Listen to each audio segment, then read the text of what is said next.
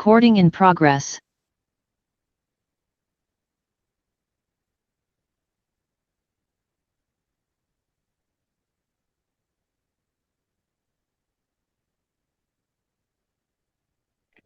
There'll now be a moment for silence prayer or meditation. Thank you very much. You may take your seats.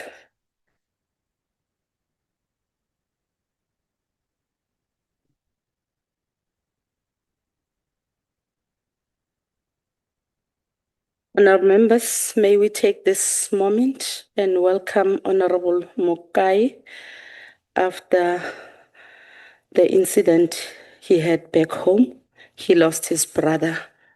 We want to pass our sincere condolences as the NCOP. May you be comforted and as well as your family. And we hope God gives you strength so that you can pull through this difficult time. Honourable members, may I once again take this opportunity to remind you about the rules of this House, in particular Rule 103 that shall apply in this sitting. And in accordance with the Council Rule 229 Sub-Rule 1, there will be no notices of motion or motions without notice. Before I proceed to the question, I would like to take this opportunity to welcome our Deputy President, as well as all the officials that are accompanying him. We do have the Council as well in our midst, Honourable Siweya. You are all welcome. The SALGA representatives, the MECs, and the provincial delegates that have joined in through the virtual platform.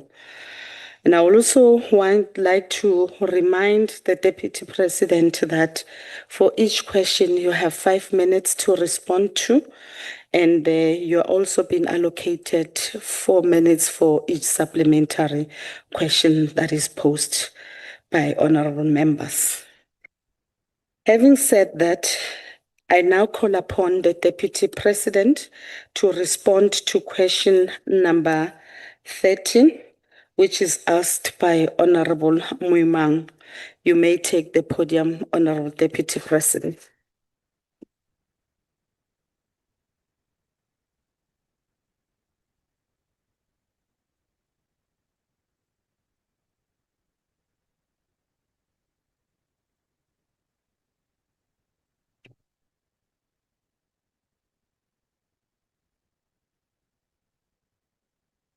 Thank you very much, Honourable Chairperson.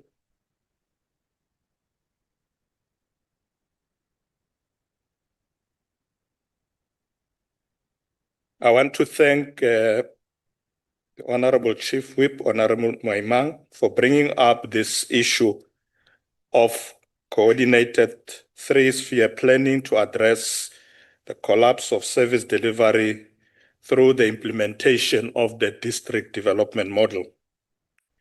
Honourable Chairperson, allow me to provide a response that would demonstrate our approach to the implementation of the DDM by employing the whole of government approach to addressing difficulties related to service delivery. On the 6th of June this year, we launched the Clean Cities campaign, Cities and Towns campaign, and we did this in Kliptown in Soweto in collaboration with SALGA, Gauteng Provincial Government, the Department of Cooperative Governments and Traditional Affairs, Department of Environment, and of course, the City of Johannesburg. The Clean Cities and Towns campaign connects with the DDM by implementing the DDM's concept of collaboration and integrated service delivery. It is a nationwide initiative aimed at fostering cleaner, greener, and more inclusive urban spaces, whilst advancing sustainability, equality, and solidarity amongst all citizens. This campaign provides us with an opportunity to interact with communities at local level as part of our efforts to address service delivery challenges, utilizing a whole of government approach. Honorable Chairperson, since the launch of this campaign, we have visited Mangaung Metro in the Free State, Mashatile local municipality in the Northwest. We have also conducted an oversight visit in the Western Cape's Overberg district to advance our land reform program and promote community development. On the 6th of September, I requested Minister Patricia de Lille in her capacity as the DDM champion in the Western Cape to lead the Clean Cities and Towns campaign at Zwelihle Township in Overstrand local municipality. Through the participation of relevant national ministers, deputy ministers, premiers, MECs, and all DDM champions in the Clean Cities and Towns campaign, we can pull together all relevant stakeholders to report on progress whilst we interact with communities to understand their service delivery challenges. We encourage municipalities and cities themselves all over the county to conduct their own cleaning campaigns, promote citizen participation, and partner with local business to address community concerns while promoting cleaner, safer, and healthier environment. In addition, on the 19th August, I visited the Eastern Cape where I had engagement with His Majesty King Ndlovuezwe Ndamase of Amampondo Asenyande. This forms part of our government holistic approach to service delivery that is inclusive, culturally sensitive, and responsive to the diverse needs of our communities. Lastly, Honorable Chairperson, on the 18th of September, together with Minister of Public Works, I will have an opportunity to engage with their MINMEC. The focus on reforming the local government funding revenue, collected model, professional municipal management, and enforcing minimum competency requires for senior officials will be the matter that we focus on. By utilizing this approach, we will continue to bring together all spheres of government to strengthen collaborative and localized planning to address service delivery challenges. I thank you, Honorable Chairperson. Thank you very much, Honorable Deputy President, for the response. I'm now requesting Honorable Chief Whip, Honorable Mimang, to ask the supplementary question. Thank you, Chairperson of the National Council of Province, and greetings to yourself and also esteemed members and our esteemed Deputy President. Let me start by appreciating the detailed response that the Deputy President has given. And indeed, the response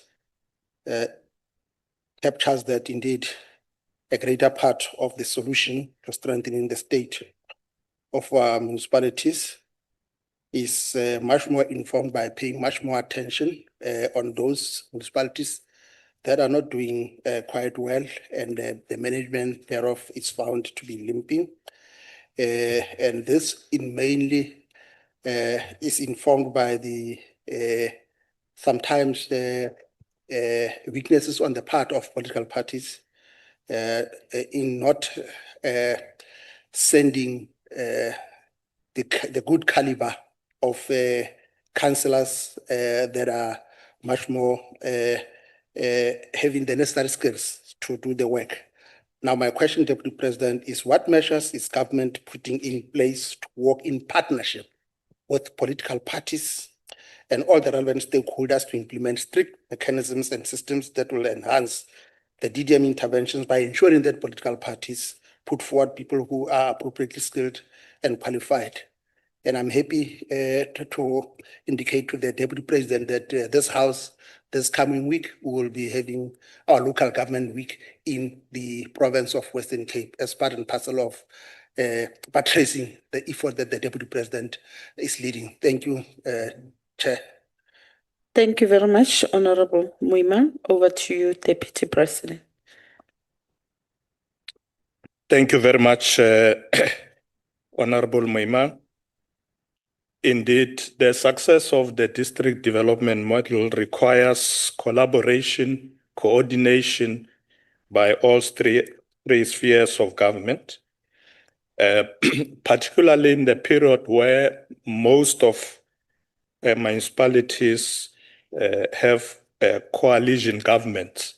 It's important that we strengthen this coordinated approach.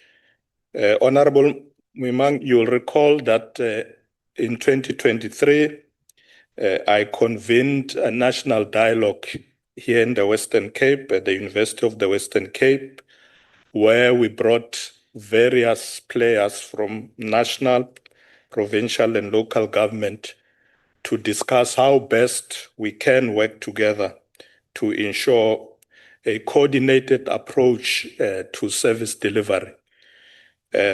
We know that at local government level, we have the Municipal Structures Act and other mechanisms, but the interface with provincial and national government is the one where we saw glaring weaknesses. As a result, in that dialogue, it was agreed that it's important that we close the gap, make sure that there is much stranger coordination in terms of how we provide services. That will avoid a situation where we work in parallel or we duplicate services. There are instances where even at the national level, ministers of the national government will have programs in a particular province but not coordinated. And therefore, this intervention was to ensure that we deal with that weakness and make sure that there is stronger coordination.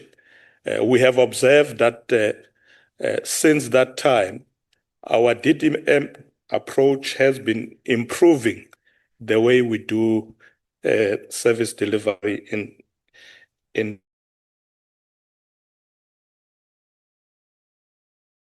into provinces. Whenever I visit these areas, as I've mentioned earlier, I'm accompanied by ministers, premiers, in most cases also MECs and executive mayors. And that's the approach that we are going to continue to use to strengthen our DDM approach. Thank you very much, Honorable Chairperson. No, thank you very much, Deputy President. We are now taking a follow-up question from Honorable Badenhorst. Deputy President, good day. Deputy President, 76% of municipalities are in financial distress, mostly due to poor management.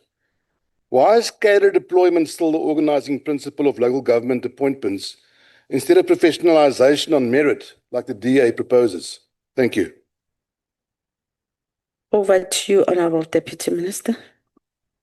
It is true, Honorable Chairperson, that a number of our municipalities are in dire straits. Some of them are not able to provide basic services that they should. We have taken a decision as National Cabinet that the Minister for Local Government should focus on that problem.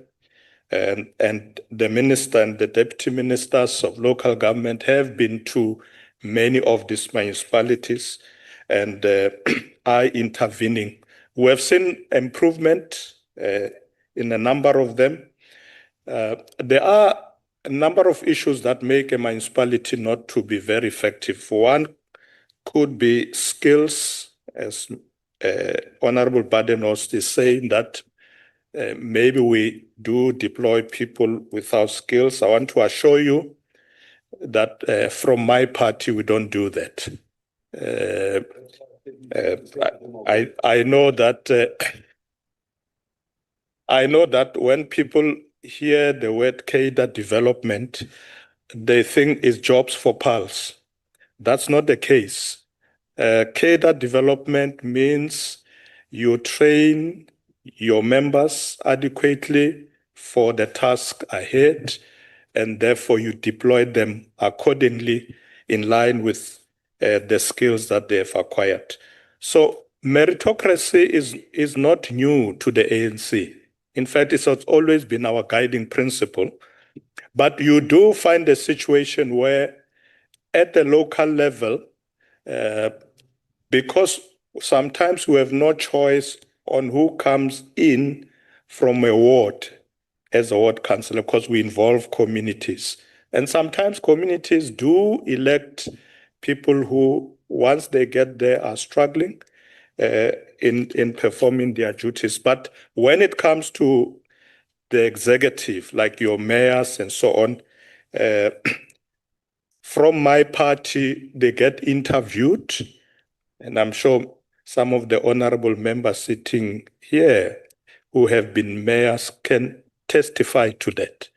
They get interviewed properly, and once that process has been completed, he or she who has gone through that process will then her name will be taken forward to be considered to be the mayor. It also goes for the officials in the municipality, your city managers and so on.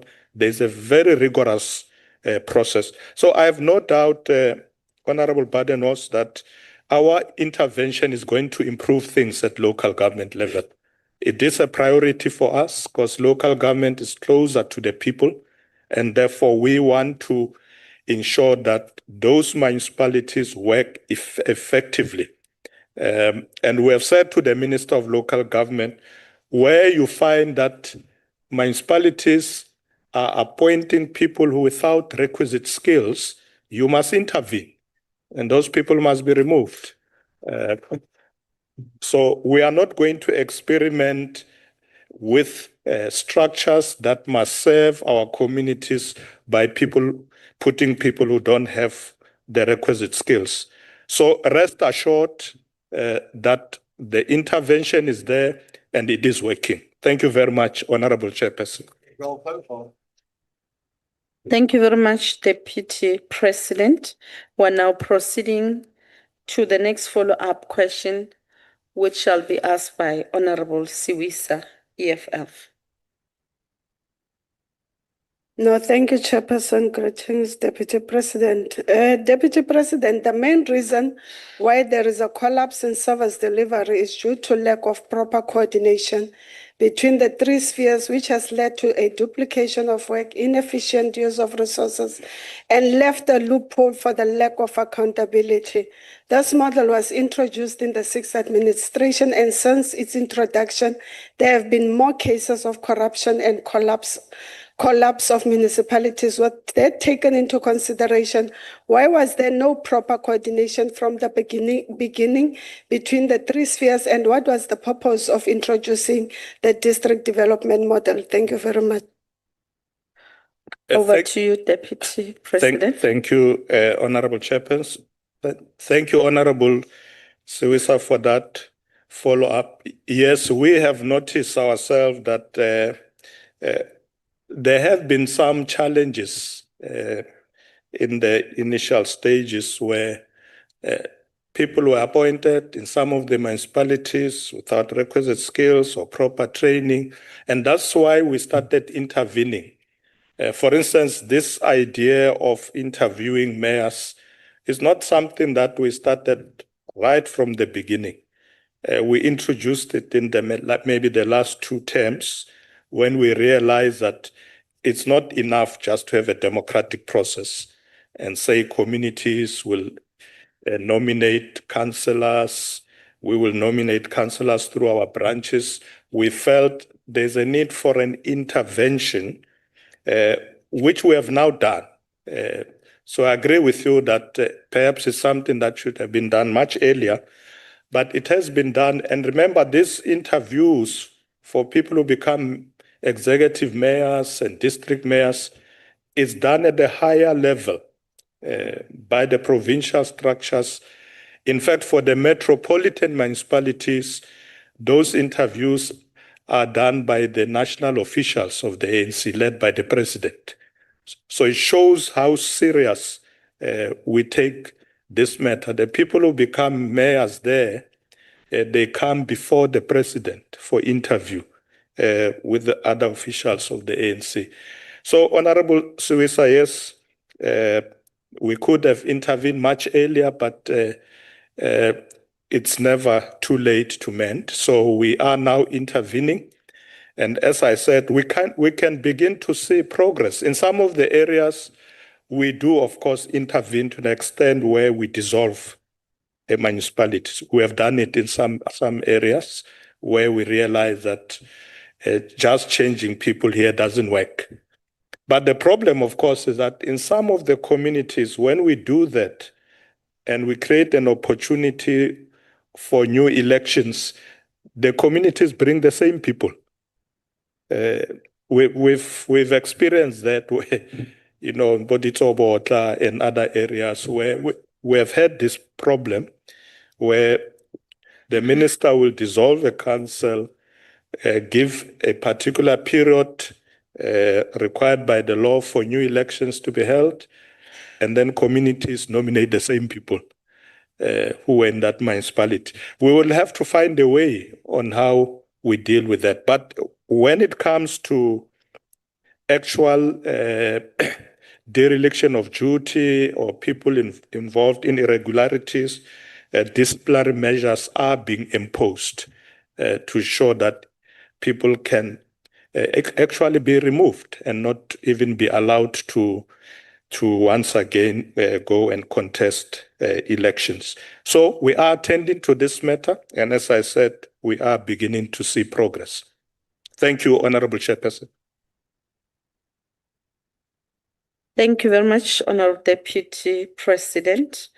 The last follow-up question on this question is being asked by Honorable Nzimande. No, thanks, Chair, and good afternoon, Deputy President.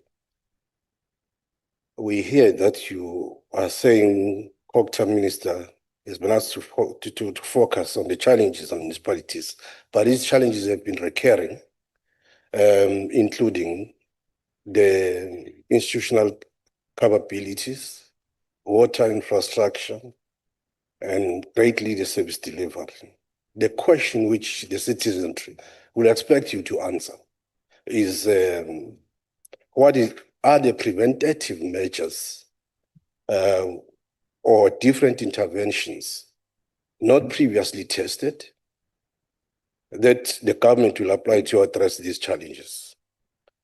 And if they exist, why such were not built in or find expression in the plans that were submitted in the Sokas House? Because Cocta Minister also indicated that through the budget vote that the amount given to them, it's insufficient for them to deal with all these challenges. Thank you.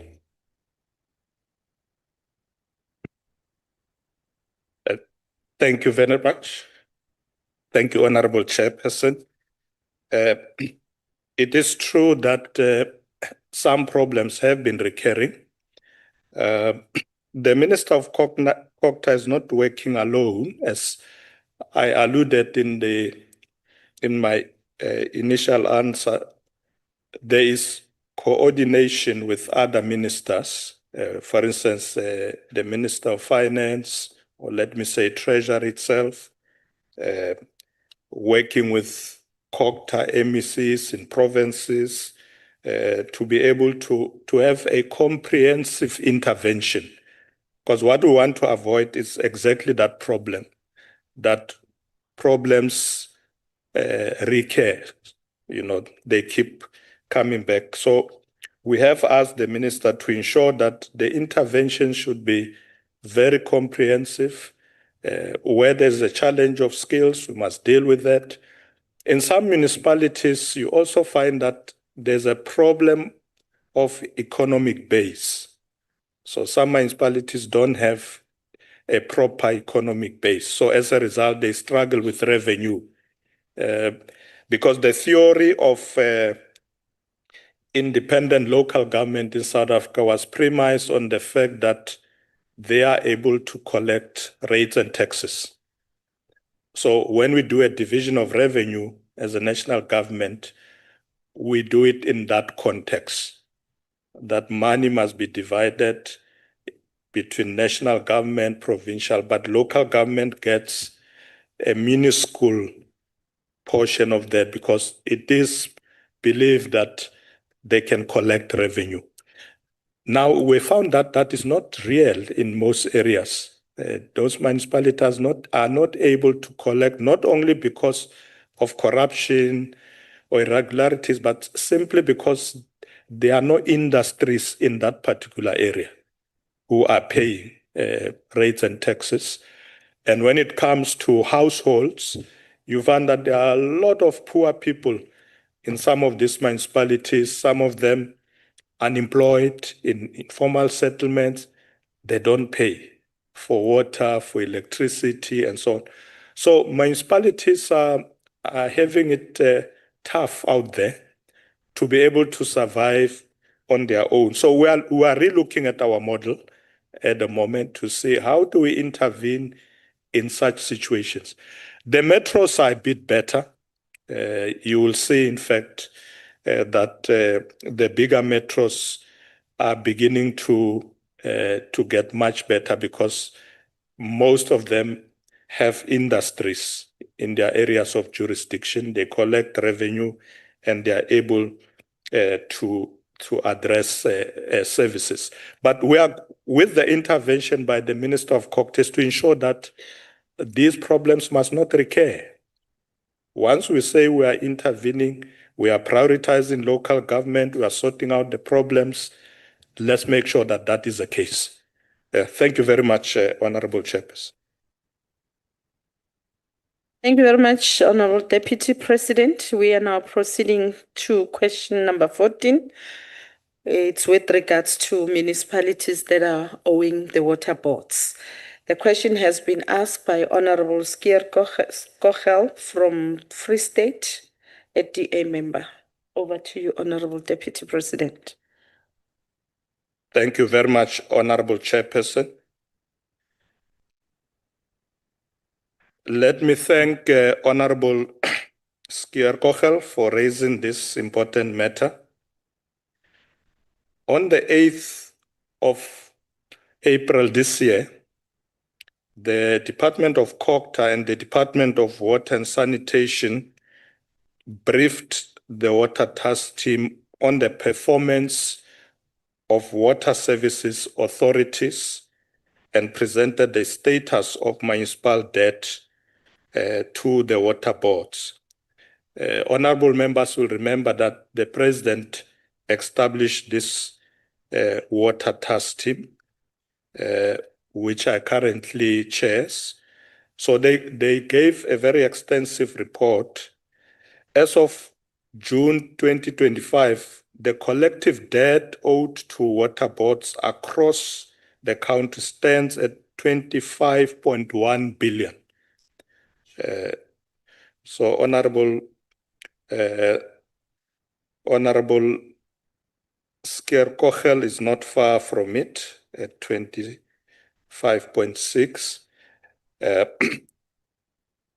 And to address this challenge, Honorable Chairperson, the Ministry of Water and Sanitation has made a call to all affected municipalities to make regular payments on current accounts for undisputed debts. There are instances where municipalities will dispute the debts, but we said where there are no disputes, they must pay immediately.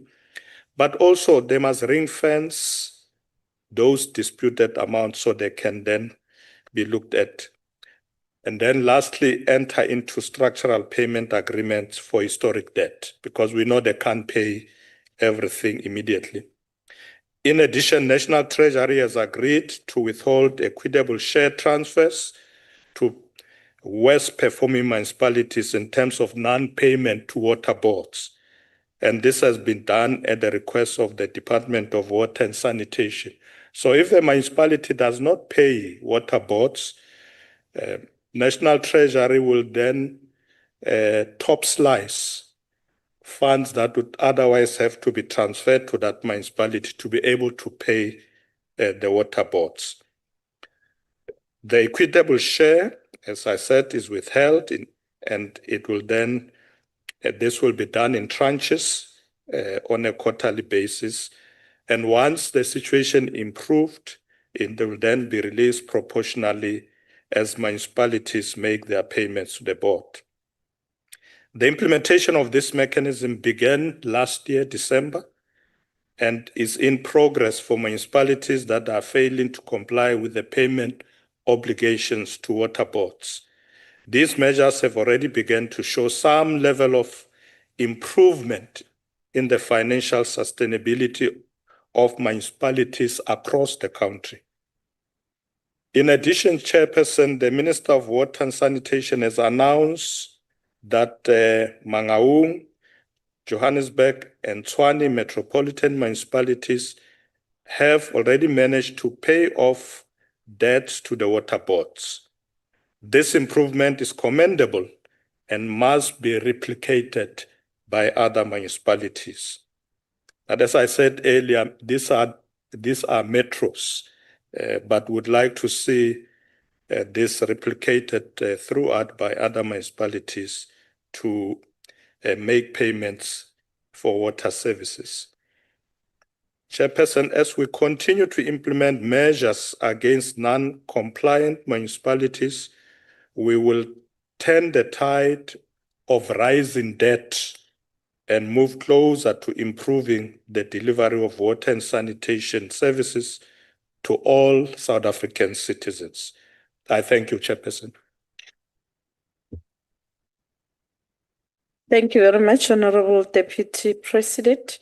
May I request Honorable Skier Kochel to ask a supplementary question? Thank you, Chairperson. Deputy President, this is not just financial mismanagement, it's a criminal neglect. And our constitution is created in such a way that the three spheres of government hold each other accountable. Now, do you not agree that the problem is deep-rooted within the relevant provinces that allow local governments to collapse because they do not provide the support as the Constitution provides, Section 154, the MFMA, and relevant other legislative mandate, and the failed step-aside rule for political leadership, like in my own municipality in the Free State? So, therefore, what consequent management action steps would you implement to provinces that keep on failing to ensure that local government provide basic services? Thank you. Over to you, Deputy President. Thank you, Honorable Chairperson. Honorable Skier Kochel, as I said earlier, the Minister of Local Government has been tasked by Cabinet to intervene in all areas where we have challenges. We are aware of the challenges in the Free State.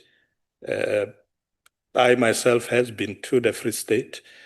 We have asked the minister to intervene. So we have isolated a number of municipalities that, in our view, are collapsing for intervention. You are quite right that the Constitution itself does require national government to provide support, particularly through MECs for COCTA in provinces. It is their responsibilities to ensure that they intervene, support municipalities. And that's the reason why the Minister of COCTA is there, is to ensure that we actually do intervene. Because we know that if those municipalities can't do their work, the people who suffer are the residents. So that intervention is happening. The minister will be reporting to cabinet shortly and give a comprehensive report on the measures that they are implementing. They have been to many areas in the country already. So it's something that is already happening. So we don't want to come back here and you say we have neglected to intervene. We are intervening. And I'm sure next time the minister is here, we'll be able to give this House a comprehensive report of all those interventions to ensure that all our municipalities are actually running efficiently, providing services efficiently, and making sure that we serve our communities well. So we are intervening. Thank you, Chairperson. Thank you, Honorable Deputy President. The next follow-up question is asked by Honorable Finis from the ANC. Thank you, Chairperson. Through you, Chairperson. Deputy President, the mounting municipal debt that is owed to water boards, coupled with poor financial management systems, severely impacts the financial stability and the ability of water boards to properly maintain existing water infrastructure and also build new water infrastructure projects for sustainable bulk water supply to communities. Has the national government looked at engaging with municipal officials, premiers and MECs to COCTA and finance to secure firm commitments to address the municipal debt to water boards and also devise new financial payment systems to improve their revenue collection capacity? I thank you, Chair. Thank you, Honorable Member. Over to you, Deputy President. Thank you, Honorable Chairperson. Honorable Finis, yes, that has been done. The Minister of Water and Sanitation has already met with most of these municipalities. Those engagements are continuing. As I said, we have now begun to see improvements, starting with the metros that I've mentioned of Johannesburg, Mangaung, and Tshwane, and we want to ensure that that is replicated. So those discussions are taking off. Of course, we've also found out, Honorable Fini, that one of the challenges in the municipalities when it comes to water is also a problem of leakages, what we call non-revenue water. In fact, if you talk to the Minister of Water and Sanitation, she'll tell you that we don't have a challenge with bulk water supply. The biggest challenge is reticulation. And it's because of those problems.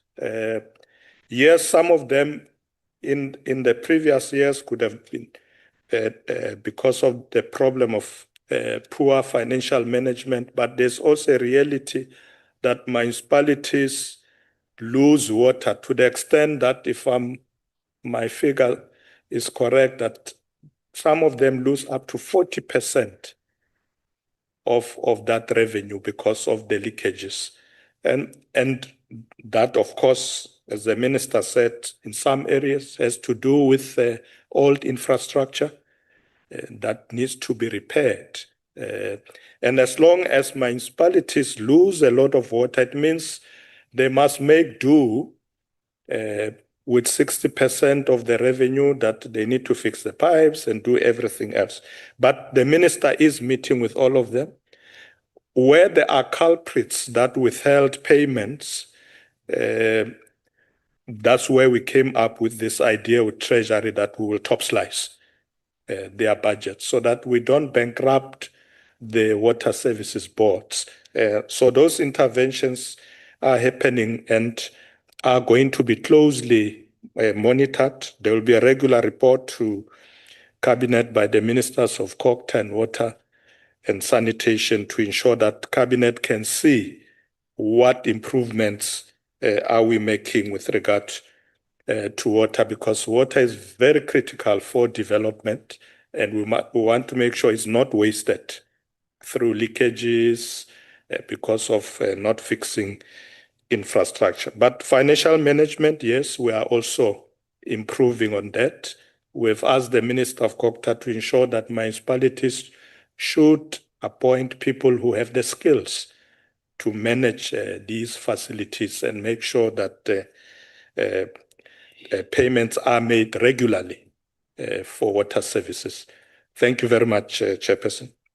Thank you very much, Deputy President. I'm now inviting Honorable Keza to ask a follow-up question to the Deputy President. Thank you very much, Chairperson. Deputy President, we are quite appalled by the debt owed by municipalities to South African Water Board, as the debt poses a risk to critical services to communities. As the EFF, we are of the firm belief that the non-payment of debt by municipalities is yet another coordinated attempt to collapse state capacity to provide water, in order to allow the private sector to intervene under the guise of preventing a crisis. Essentially, it seems as though the private sector and Treasury are orchestrating the water crisis in South Africa at the expense of the ordinary citizens. What immediate measures or accountability frameworks have you put in place to recover the debt owed to water boards across South Africa, which does not include the use of punitive measures such as cutting budget allocations to municipalities? Thank you very much. Thank you, Honorable Keza. Over to you, Honorable Deputy Minister. Thank you very much, Honorable Chairperson. The Honorable Keza, some of the interventions I meant earlier, I meant exactly to do that. We don't want to be punitive, but where we realize that municipalities are not paying water boards and yet they are collecting revenue, that's where that measure is being used to topslice their budget. But we are looking at mechanisms to look at the problem holistically, because as I said, it don't make sense for us to go to a municipality, they say in Mangaung, and topslice their budget when in fact there's a bigger problem of infrastructure, old pipes and all that. So our intervention is going to be very comprehensive to ensure that we don't be seen as punitive, but deal with the real problems that municipalities are facing. These are very serious problems that have occurred over years. And as I said, we're also looking at our model of local government. In the past, there's been an argument that we need to have many municipalities so that they are closer to communities. But sometimes if you look at it, you'll find that you don't actually need to go that route. You can club some of municipalities together, particularly the smaller ones, so that you give them capacity to be able to work together to have the capacity to intervene with resources. So yes, we will look into that to ensure that people are not punished unduly by ensuring that we are holistic in our intervention when dealing with this challenge. Thank you, Honorable Chairperson. Thank you very much, Honorable Deputy President. The last follow-up question on this question is being asked by Honorable Peter. Over to you then. Evening, Honorable Deputy President. The Amatola Water Board, which supply bulk water to most municipalities in the Eastern Cape, is on the brink of collapse.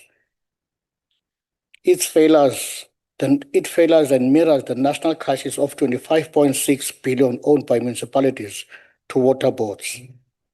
When I raised this question on water collapse in Komakoma and Makanda on the 29 May 2025, when you were last at this House, Honorable Deputy President, you took to push for urgent intervention through the relevant minister and your team in the presidency.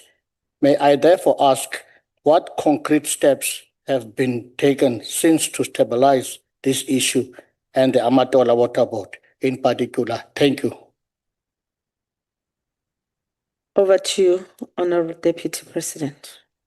Thank you very much, Chairperson. I have been to the Eastern Cape a number of times. In fact, the past week when I was there, 2 weeks ago, I had a long discussion with the Premier about various challenges, not just water, including roads. Those who come from the Eastern Cape will know that there is a serious challenge of roads there. Although Central is busy with some of the provincial roads, which is a decision they agreed on with the province. But you are quite right, with water, it remains a big challenge. We will be going back there with the Minister of Water Affairs to see how we can assist, because when it comes to rural areas, the challenge is even bigger than the cities, to be able to lay out proper infrastructure and so on. And the Premier has made a plea in his discussion with me that they do need assistance from national government. They are doing their best to intervene. So I have raised this matter with the relevant ministers, and we will be going back. We're going to try and assist them. Remember, constitutionally, water services, are located at municipalities, and that's what the challenge is. But we have now decided that let's see how we assist from national government through the intervention of the minister. We have pushed now for bulk water to reach all areas, but reticulation remains a challenge. I will follow up this matter again with the Premier, and we'll be able to give you a detailed report. Thank you, Chairperson. Thank you very much, Deputy President. We are now proceeding, honorable delegates, to question number 15 that has been asked by Honorable Mulukume to the Deputy President with regards to the recently released Stats SA report that spoke about the increased unemployment rate. Over to you, Deputy President. Thank you, Honorable Chairperson. Honorable Mulukume, the rate of unemployment in our country is indeed a concern to all of us. As such, government is currently implementing several collaborative initiatives, particularly to address youth unemployment by improving labor market function through skills training, work experience, entrepreneurship support, and also wage subsidies. Furthermore, government is utilizing labor-intensive programs like the Expanded Public Works Program, EPWP, also public employment programs, PEPs, and community work programs, CWP. This is to ensure that we provide temporary employment and income support, especially to unemployed young people in sectors like infrastructure, environment, and social services. To this end, Cabinet approved Phase 5 of the Expanded Public Works Program.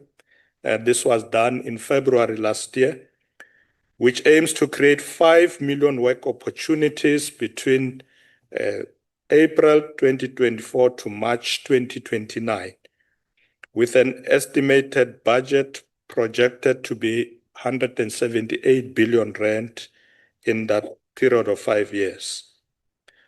This program, Chairperson, aims to address youth unemployment by offering young people access to work opportunities through the massification of projects like the maintenance of roads, including pothole patching, public infrastructure development, cleaning and beautification of public spaces, waste management, and social services.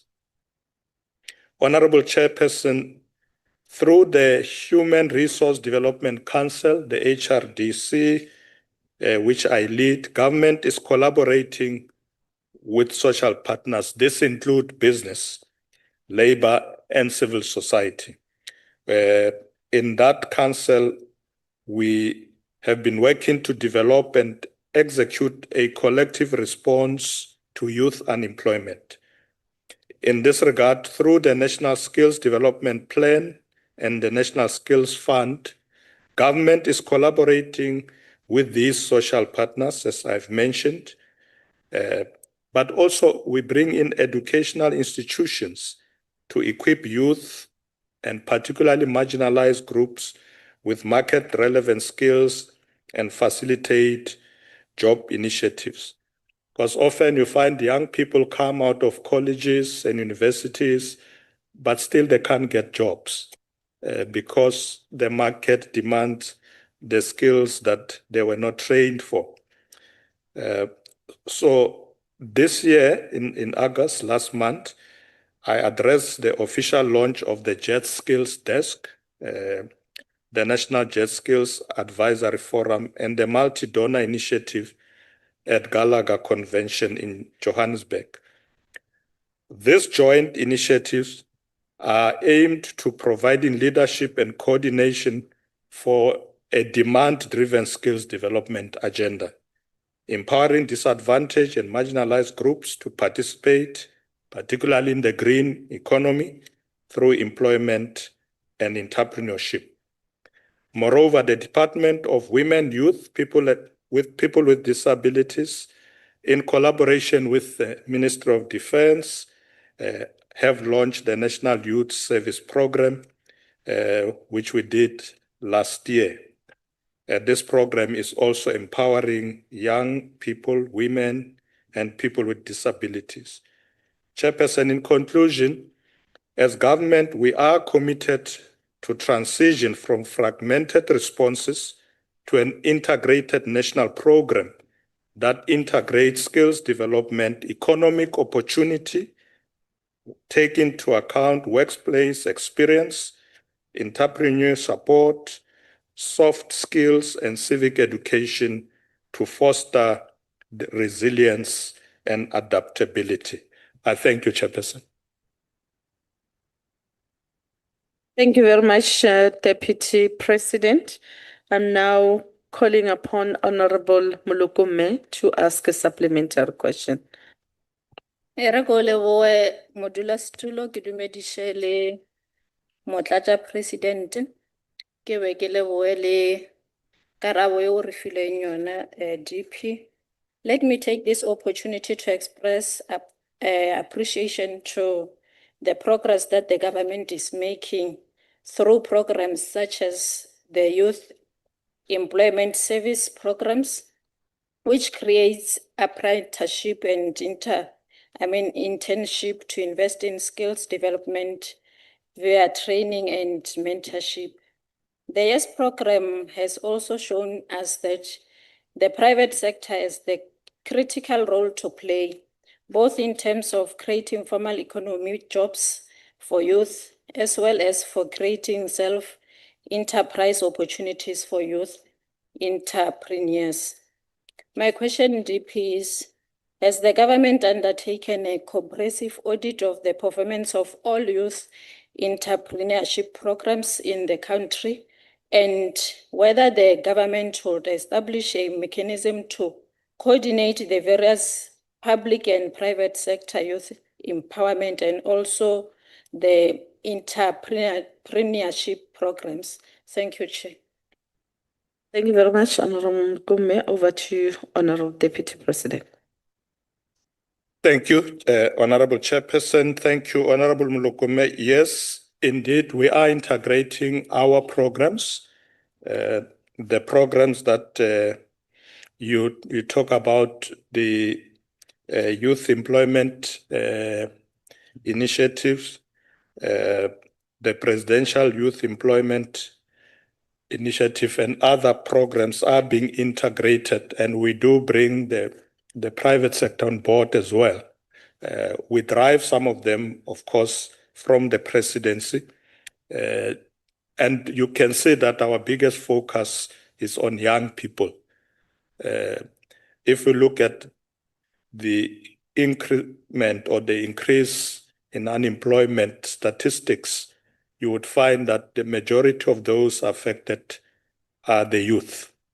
So we have taken the deliberate steps to ensure that we introduce a number of employment programs that target young people, ensure that we provide skills, we provide entrepreneurial opportunities, and also business opportunities, not only through government departments at all levels, but also in the private sector. So yes, we are integrating, pulling this together, and we work very well with young people. Some of these programs are run by young people themselves. If you go and see the Presidential Youth Employment Initiative is run by young people and has already benefited more than 1 million young people who have come on board and are now having opportunities to various initiatives. What we're trying to do is to instill in our young people that they must not have a mentality of the past. You know, you all remember honorable members in the past would wake up, it's your market, we're all going to look for jobs. We want young people to be the creators of employment. That's what we want them to do. So by equipping them with skills, and particularly entrepreneurial skills, they are able to employ other young people as well. And I think we must do more of that, where our young people must not be like us. You know, when people wake up every day and go and wait, looking for jobs, they must be assisted to be creative and come up with initiatives that will help us in addressing this big challenge of youth unemployment. So my answer is yes, we are integrating this initiative. Thank you very much, Chairperson. Thank you very much, Deputy President. I'm now inviting Honorable Swart to make a follow-up question. Honorable Chairperson, and good afternoon, Deputy President. With the high rate of unemployment at 33.2%, the country is past due for a review of the failed policies of your party over the past 30 years. Why does government persist with job-killing policies like BBBEE and bargaining council restrictions when the DA has shown that the scrapping of these in favor of targeted non-racial SDT-based empowerment would actually open up opportunities for SMMEs and to create the much-needed jobs? Must we as South Africans wait for another expensive talk shop instead of urgent reform taking place in our country? Thank you. Over to you, Deputy President. Thank you, Honorable Chairperson. Honorable Swart, the BBBEE is not a failed policy. In fact, I think it must be implemented more rigorously, because you see the BBBEE policy deals with the empowerment of those who have been disadvantaged in the past. It is not correct there where in the country where Black people are probably 90% of the population, but 70% is controlled by others. It can't be allowed. It will never be allowed. We have to come with policies to change that. Anybody who says we must scrap that, it means we must go back to apartheid. You basically say, leave the economy in the hands of whites. and that's how this country is going to work, it will never be allowed. Black people must be empowered by this policy of triple BEE. And we have seen, honorable members, that it does work. There are many companies run by Black people that are very successful. In fact, Honorable Gwede Mantashe was saying, the Minister of Minerals this morning, that most of the companies now operating in the mining industry, in the coal industry, are Black companies. And those people were empowered by these progressive policies of our government. We must continue to do so. It is not this policy that is bringing high unemployment. It's conditions of the current geopolitical situation as well. Unemployment is not a problem only of South Africa. It is there throughout the country. When the global economy is not doing well, it affects us here. So we must look at this holistically, but I will not agree with anyone who says Black people don't need to be empowered. We will never agree to that. Thank you, Chairperson.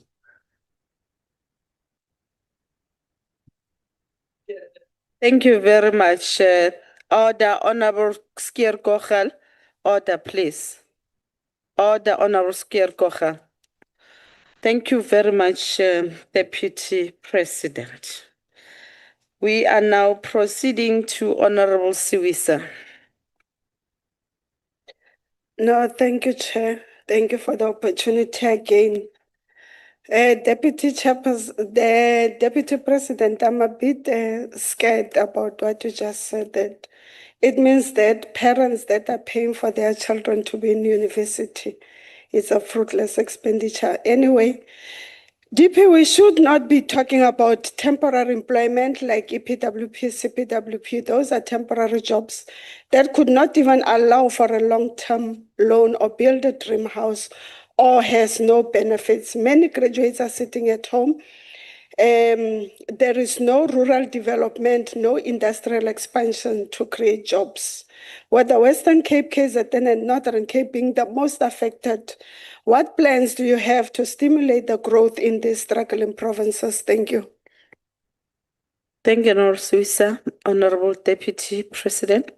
Thank you, Honorable Chairperson. Honorable Siwisa, I didn't say that what our children learn in universities and colleges is useless. The point I was making is that our children, our young people, when they choose courses at universities and colleges, sometimes they choose courses that when they graduate, those degrees or diplomas don't give them access to immediate employment because there is a mismatch with the demand of the market. What we are trying to do in the HRDC is to engage various social partners, including institutions of higher learning, to channel a lot of our young people to go for these courses where there's high demand in the market, so that we don't have unemployed graduates. There's a lot of demand, for instance, in the mining industry for engineers of various sorts, but you find that many young people who come off the schooling system don't go in that field of study. So it's really something that we need to fix as a country, because you will see that in certain sectors of our economy, there are still a lot of adverts for jobs. But then young people have different qualifications. So yes, we mustn't say that it's a fruitless expenditure. I think it's good that people can learn anything they want to learn. But I think let's help guide young people to say, try these fields as well. That's where the jobs are. Let's help them, because otherwise We have won on the issue of experience. For instance, with many private companies, we do say to them, don't demand too much experience from young people who are coming out of college and universities, but still they would look at the courses that these students are studying. I've discussed this matter a lot with the ministers of basic education and higher education because they sit in the HRDC. In fact, when Minister Nzimande was going with me in KZN, we visited a lot of TVET colleges at the time, and we're encouraging young people. If you look at the interest of young people is to go to a university, not a TVET college. They don't think a TVET college is the right place to go. And yet the demand in the market want the skills from there. And really, that's really the point I was trying to make, that sometimes young people are not employable because they are not studying these courses. No, many people don't want to do bricklaying or welding and so on.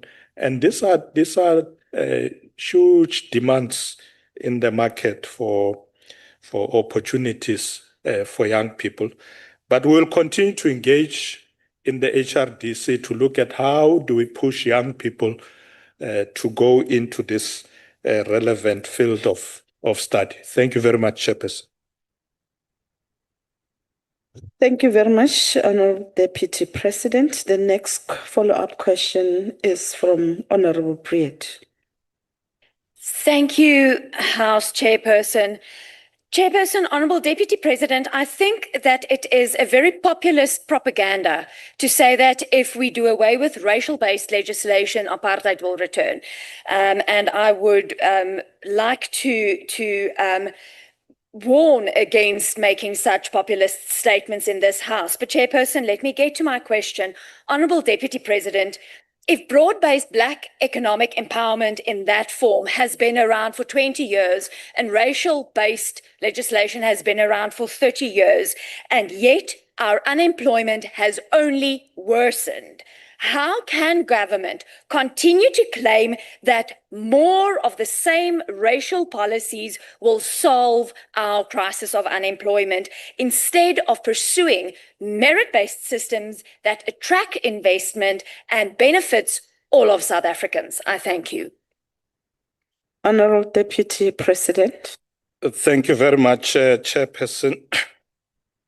Honorable van der Berg, triple BEE is not a racial policy.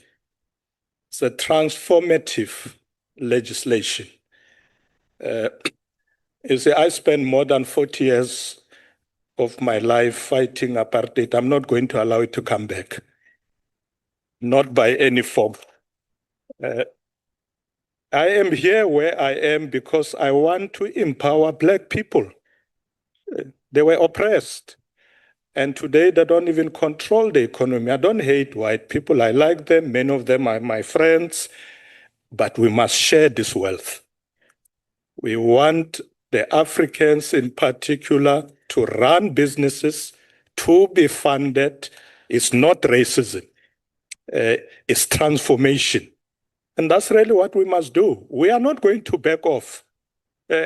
Otherwise, we shouldn't be here. What are we doing here if we are not going to empower those who were previously disadvantaged? It's not racial legislation. In fact, we need more of this kind of legislation.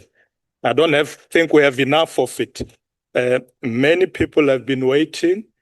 Let's make sure that we use this legislation properly. We are not discriminating. We are empowering. That's what we are doing. Thank you very much, Chairperson. Thank you very much, Honorable Deputy President, which then takes us to question number 16 that has been asked by Honorable Peza, who's standing in for Honorable Makesini. The question is in relation to the support and the empowerment of our NPOs, particularly from the locations that have ceased to receive the foreign assistance on HIV/AIDS programs. Over to you. Thank you very much, Honorable Chairperson.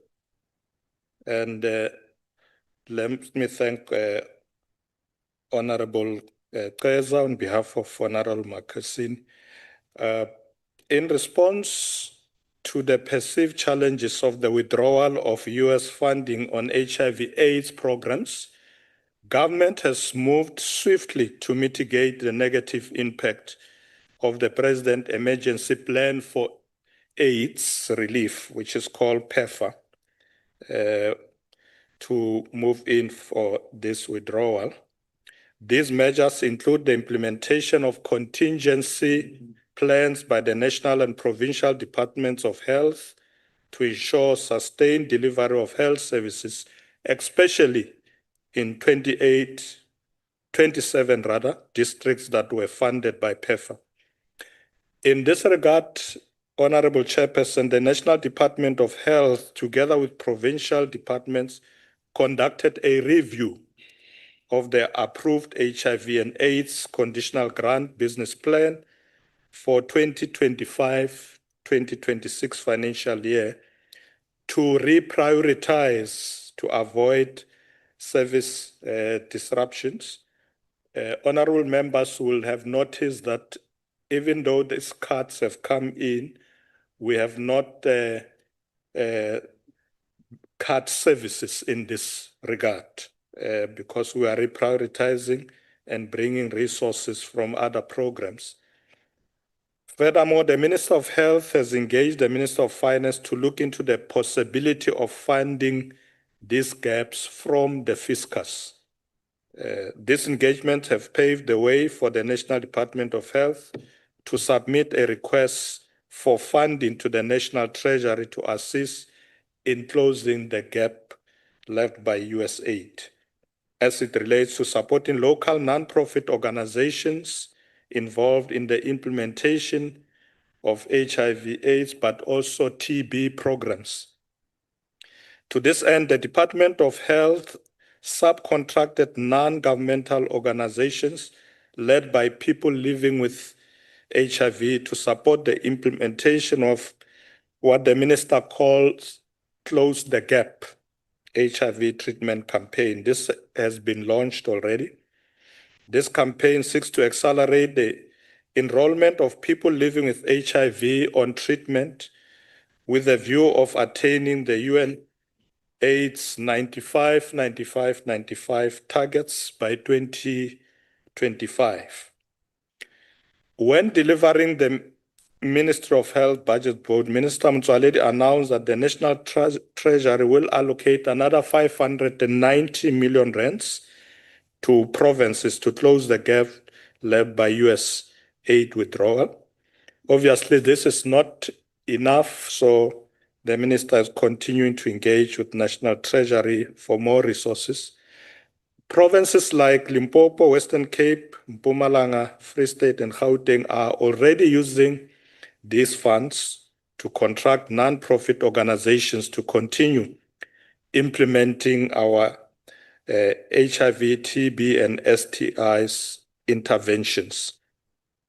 As I've said, Honorable Chairperson, during the opening plenary of the 12th SA AIDS conference, our government will continue to pursue all funding interventions, including strengthening partnerships with the private sector to ensure that essential health services, including life-saving HIV treatment and prevention, continue to be provided to our communities.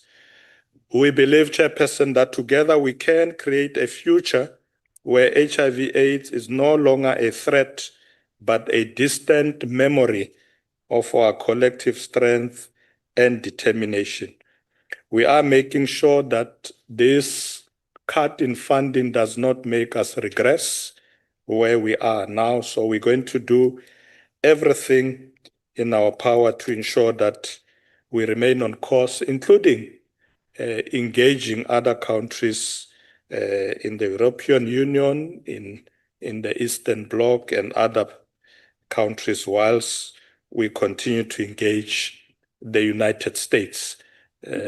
Maybe one day Trump will see the light. Thank you very much, Chairperson. Thank you very much, Honorable Deputy President. And now request Honorable Keza to make a supplementary question. No, thank you very much. I think, Deputy President, the only way that Trump will see the light is his end of term. At that level of psychiatric disorder, he cannot see it now. South Africa's fight, Deputy President, with HIV goes back decades and is being under threat as the US funding cuts are beginning to hit home. Cuts in US funding for HIV programs have already led to closures of local NGOs, declines in testing, HIV diagnosis, and treatment initiation activity, with the impact already felt amongst the country's most marginalized groups. Given that the goal to end HIV and AIDS as a public health by 2030 in a funding storm,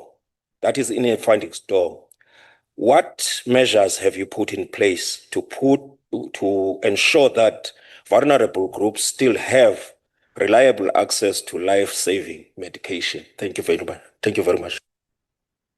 Thank you very much, Honorable Keza. Over to you, Minister. Deputy President, sorry. Thank you very much, Honorable Chairperson. Honorable Keza, we had a discussion with some colleagues recently, and we were saying, well, you know, it's another 4 years, you know, Trump will be gone, things will change. And someone said, well, you have not looked at his deputy who might come after him. He might be worse. So don't entertain this idea that in 4 years we will be fine, Trump will be gone. If Vance come in, I'm not sure if we will be better off. So we must prepare for the worst.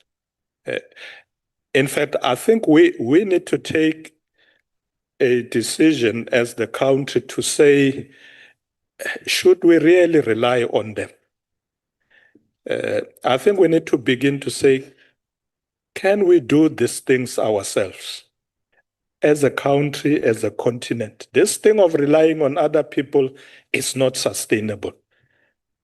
I think we must begin to reprioritize, take measures to ensure that we are sufficient and self-sustaining.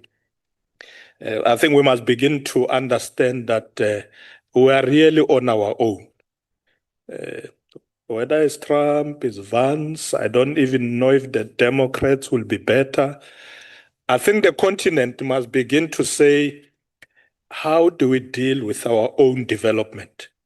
How do we, you know, the African continent has got minerals, and yet we are beggars. That can't be explained.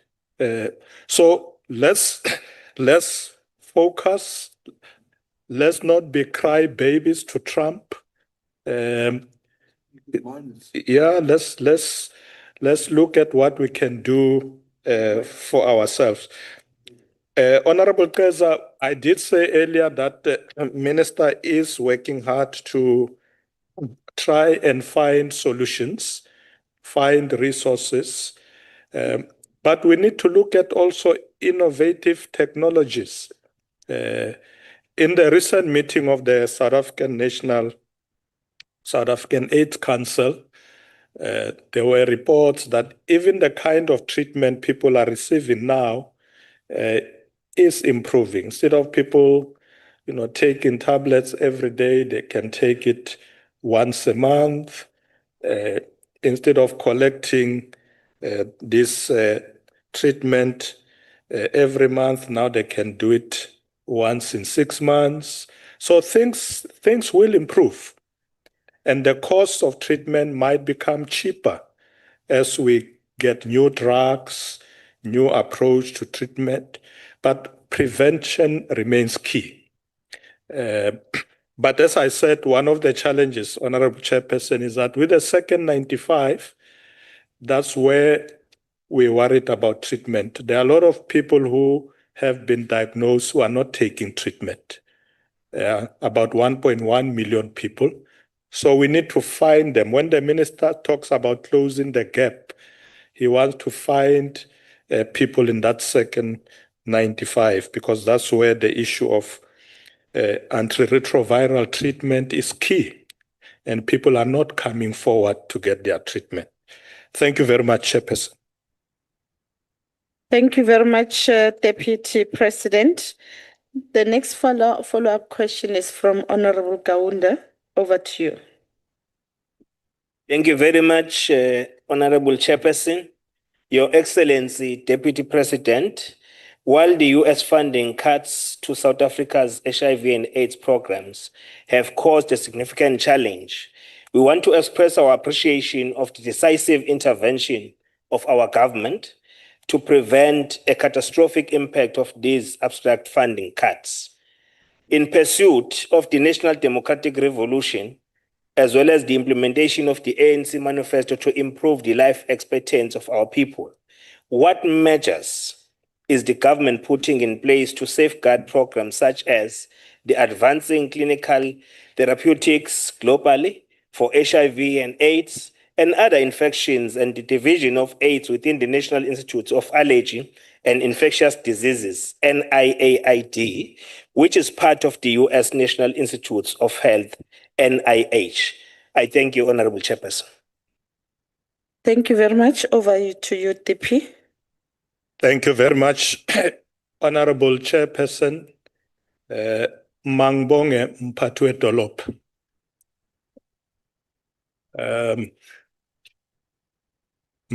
You know what Mphatwe Dolopa is? Is the mayor, executive mayor. Once a mayor, always a mayor. Mphatwe Dolopa, you are quite right. He was very good. You are quite right. We are looking at various packages in discussion with other institutions. In fact, last week, Monday, this week, Monday, we had the South African AIDS Council, where we had a lot of researchers, academics, and everybody else, where we are looking at alternatives. How do we deal with this challenge now that the cuts are real? Yes, on the other hand, the minister is saying, I'm going to try and reprioritize programs there and there, talk to National Treasury, but as a collective of society, all of us were sitting there and say, what do we do? That conference was a conference of 3 days. I attended the first day with Deputy Minister of Health and others. There were international speakers and delegates. We will find a solution, because the researchers are not looking only at the problem of funding, but whether we can get affordable drugs, whether that can be produced, so that if the cost of treatment is lowered, it means we can make do with our own resources without relying on other people. So we are busy doing that, and very soon the minister will come up with a report. The good news, though, honorable members, is that we have not reduced services in this regard. I did ask the minister, where are we? And he says, we're still providing services the way we were in all the districts, particularly the districts that are most affected. we are providing this service. So we just make sure, we must make sure that we don't drop the ball and regress. So we need to move fast to find alternatives that are going to help us stay the course. Thank you, Honorable Chairperson. Thank you very much, Honorable DP. We are now proceeding to Honorable Billy. Binar, not Binar. Thank you very much, Chairperson. Oh. Good afternoon to Fin. yourself and good afternoon to the Deputy President. Deputy President, you speak of reprioritizing the funds only now to deal with this crisis. Now, as the leader of the South African National AIDS Council, Yeah. I want to ask, why have you for so long relied on the goodwill of foreign countries instead of ensuring that South Africa is self-reliant in providing critical life-saving medicines? And I'm sure, Deputy President, you'll agree with me that it cannot be the duty of the American taxpayer to cover for your mismanagement as a leader of this council. Thank you. Thank you, Honorable Billy. Over to you, Deputy President. Thank you very much, Honorable Chairperson. I can't agree more with you. We shouldn't have relied on the US for so long. I think we are wiser now because as a sovereign nation, I think it's important that we try and do things for ourselves. So I agree with you that it should have come sooner. You know, we are better off, in fact, as South Africa. There are other countries in the continent that 100% of their health budget comes elsewhere. In fact, we as South Africa, we were only relying on the US on this program for only about 8 billion rands, when in fact our funding for the HIV program is close to 60 billion. So we have been funding our health program, but you are quite right, Honorable Member, that let's try to be self-sufficient. I can't agree more with you. Thank you very much, Chairperson. Thank you very much, Honorable DP. Then now the last speaker on this question is Honorable Finis. Thank you, Chairperson. Honorable Deputy President, I appreciate the response regarding the progress the government has made in integrating the vital programs funded through the US HIV AIDS grant into the national system.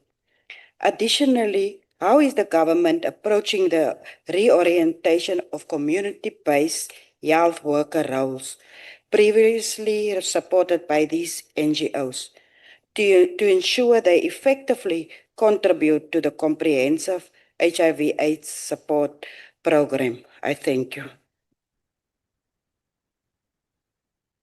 Thank you very much for the question. Can I afford DP an opportunity to respond? Thank you, Honorable Chairperson, Honorable Finis. As I said earlier, that in the South African AIDS conference, we spend a lot actually addressing this challenge. We will come with alternatives to see how best we can fund our programs as a country. We need to do proper research. At the moment, researchers and academic institutions are very keen to assist to come up with solutions. We need to relook at the drugs. South Africa can also produce drugs instead of relying on imports from other countries. So we need to look at all that, be very comprehensive in our approach to ensure that we can decisively deal with this challenge. Remember our targets on 95, 95, 95 are closely coming by. But I must say we're doing well on the first 95, which we are at 96. The last 95 were at 97. It's only the second one on treatment where we're not doing well. So we must support the minister's campaign for Close the Gaps. Let's find the 1.1 million people that should be on treatment.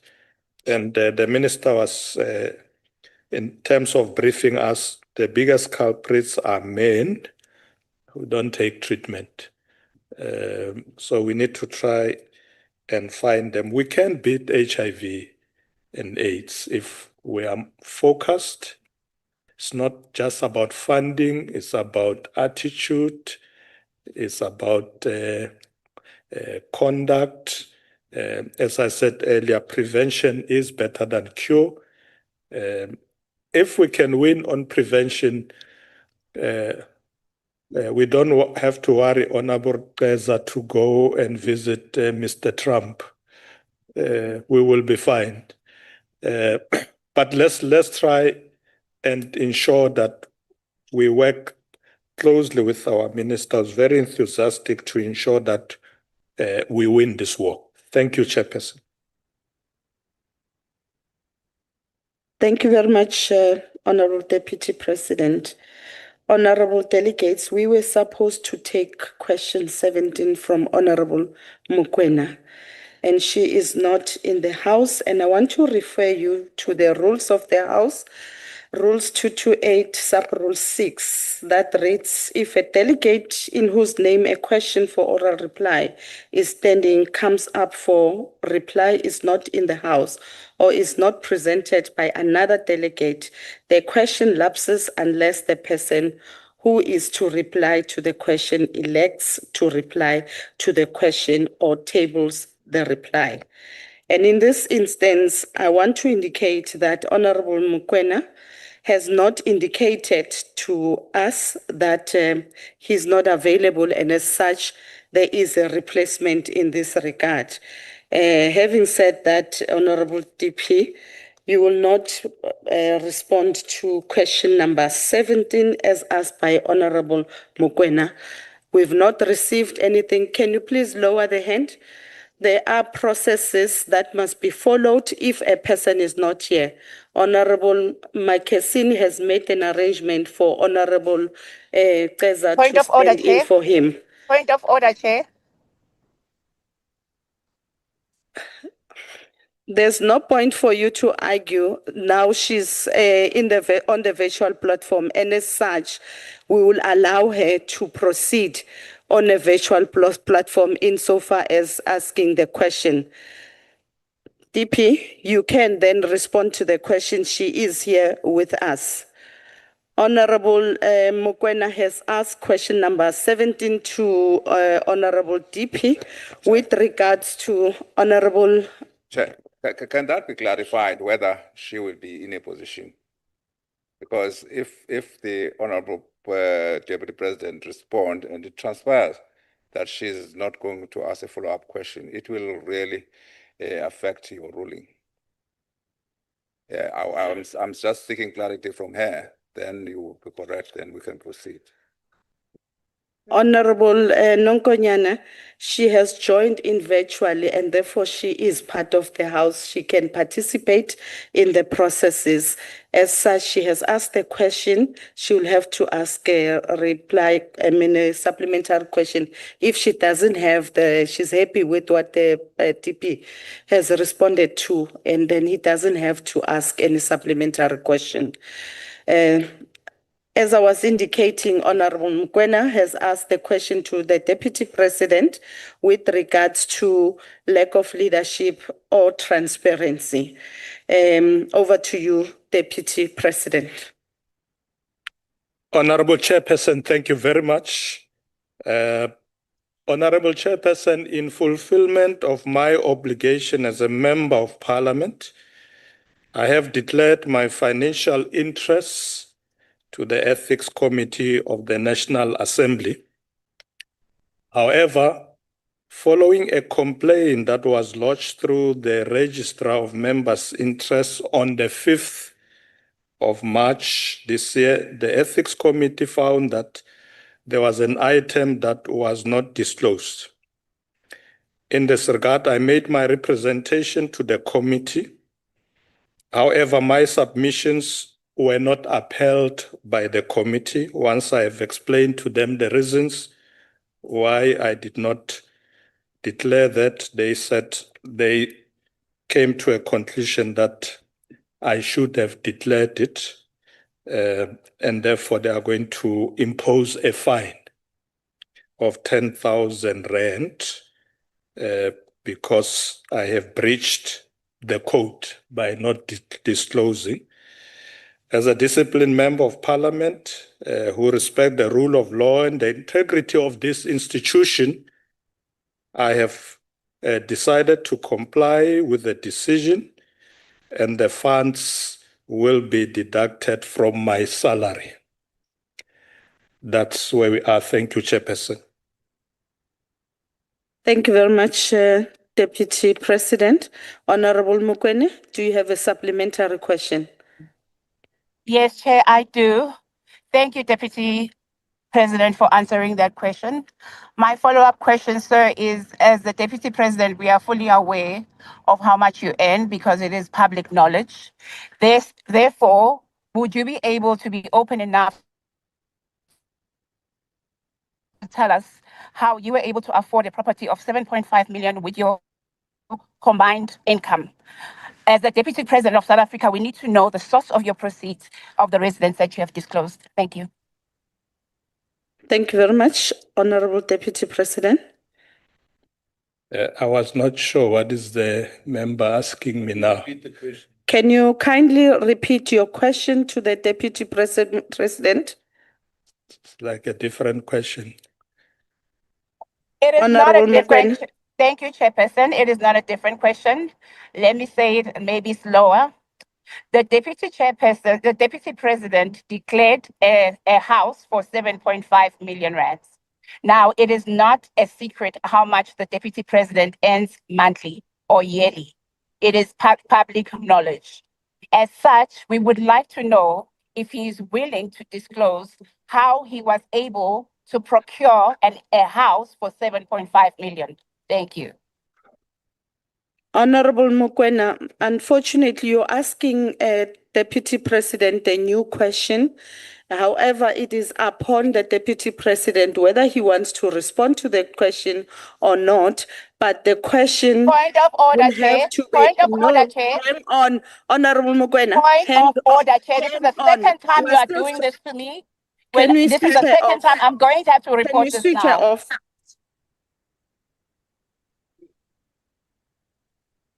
Honorable Deputy President, that is the new question. I'm making a ruling. You don't have to respond to the question that has been asked. However, Honorable Mukwena, if you want to ask Deputy President that question, you may do so in the next sets of questions, in the next round. Thank you very much.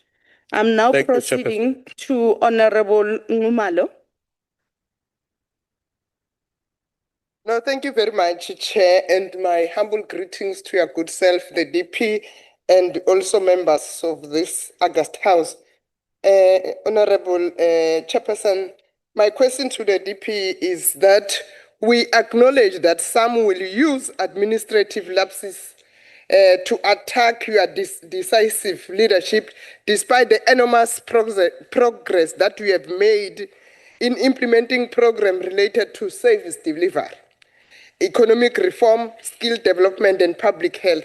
My question, Deputy President, what measures have you or will you put in place as the leader of government business to strengthen the strict compliance with the ethics framework set out in the rules and legislation? Thank you very much.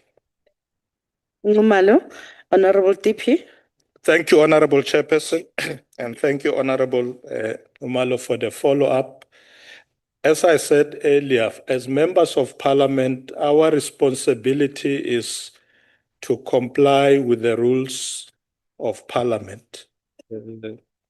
We are a constitutional democracy, and we have set up rules. One of those rules is that we need to declare our interests. I did say earlier that I did. However, in their engagements with the ethics committee, they then raised the issue that there is another item that was not declared. I explained to them the reasons why that was not declared, but they felt that it should have been declared. Now, Honorable Numala, I did respond extensively to the ethics committee on this issue, which report is public. And I would urge all members to read it so that I don't have to explain again and again and again, because this issue between me and the ethics committee was the fact that I had taken a particular position to check the item, make sure it's real and all other things. And they said, no, you should have come to us first before you do that. But we leave it at that. I will comply with their decision. And I think all of us should have the same attitude, that when committees of parliament says this is what needs to be done, I think we should agree. So I've agreed, Chairperson, that I will comply with the decision of the Ethics Committee, which will be implemented by the National Assembly accordingly. Thank you very much. Thank you very much, Honorable DP. The next follow-up question is from Honorable Ryder. Thank you, Chairperson. Deputy President, be it undeclared diamonds or perceptions of influence over national lotteries or dollars in the couch, the leadership of this country is clearly reputationally tainted and have used positions of power to get their hands on vast sums of money that most South Africans could only ever dream of. This is due purely to the proximity to political power. Black economic empowerment has proven to be a smokescreen for economic empowerment of a relatively small number of ANC members, and South Africans have realized this. Deputy President, the people in our townships are not focused on ideology, they want jobs.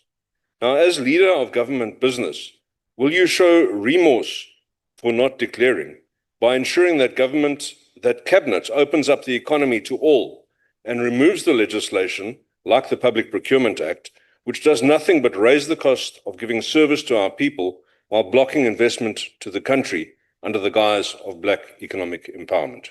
Thank you. Honorable Deputy President, I have not heard the relevance of the question in relation to what has been put before you. And as such, you are not obliged to answer to that question. And therefore, can you lower your hand, presiding officer? And as such, you're not going to answer to that question. I'm going to proceed to the next follow-up question. Honorable Gerike.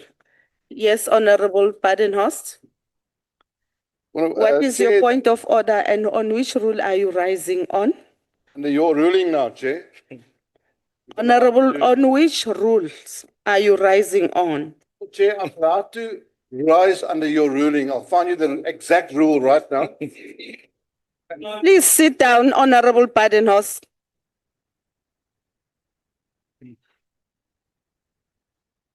Honorable Gerike, you are the next one to ask the... Honorable Chair, I'm rising under Rule 69.5. Can you sit down? I didn't note you, Honorable Badenhorst. Can you please hold the decorum of the House? I've made a ruling and...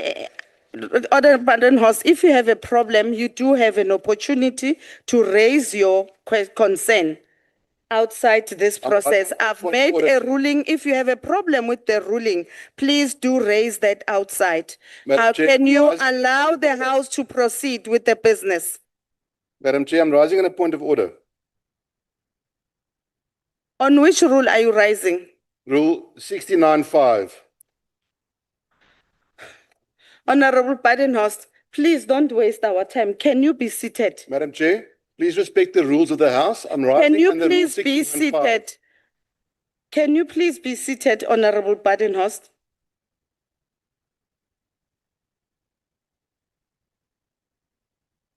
Rule 69(5). Honorable Address Badenhorst. presiding officer on a point of order. Honorable Badenhorst, Sir? Honorable Badenhorst, can you please take your seat? Honorable Nonkonyan.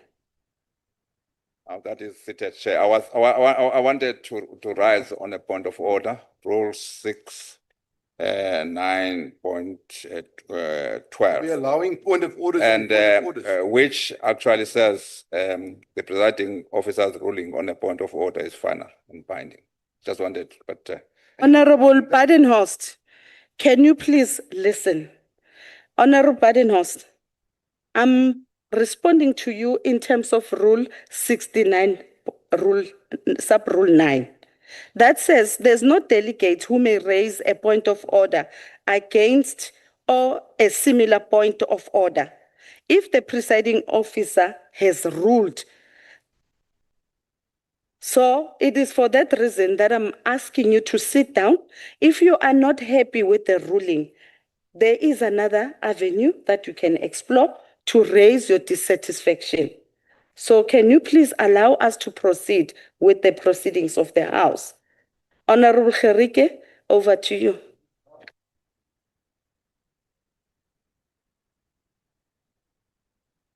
Honorable Gerike. Yes, thank you, Chairperson.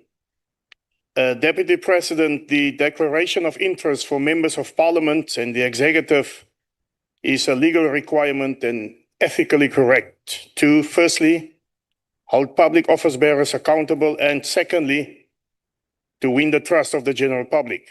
Your declaration of interest was somewhat confusing and sparked a lot of debate and speculation even in the media.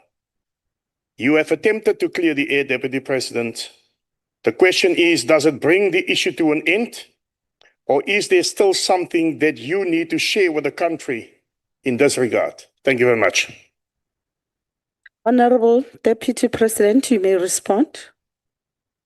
Thank you very much. Honorable Gerike, the matter has been brought to conclusion. I don't know what I need to share with the country. Everybody knows where I live. I've declared everything around me.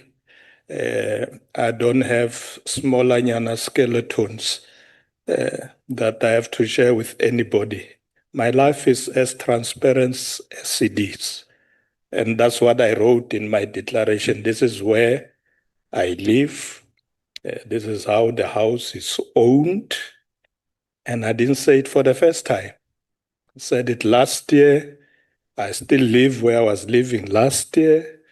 So my declaration could not have changed. Somebody tried to change it in the media. You know, when members of parliament are guided by the media, like News 24, you're going to falter because you read these funny things and it becomes your program. And you come and ask me questions based on articles of News 24. It's completely out of order. No, listen to me. You read News 24 and come and ask me questions. Hang on, Honorable Deputy President. Honorable Gerike, you asked the question.